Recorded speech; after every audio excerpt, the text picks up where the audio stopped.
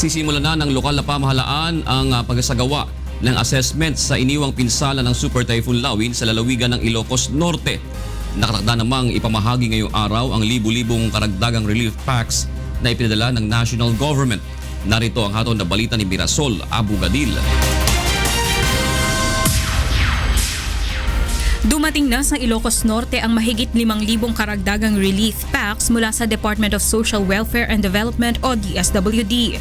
Ipamamahagi ito sa libu-libong kababayan natin sa lalawigan na naapektuhan ng pananalasa ng Super Typhoon Lawin.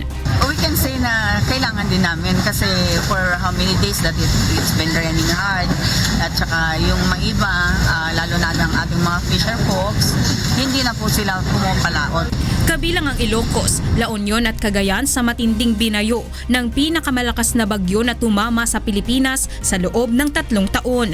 Matapos ang pananalasa ng bagyo, unti-unti nang nagsisibalikan sa kani-kanilang tahanan ang mga lumikas. Si Mang Cesar na isang mangingisda na problema kung paano makababalik sa paghahanap buhay dahil nasira ng bagyo ang kaniyang bangka. Pag wala ng bagyo, pagawa namin.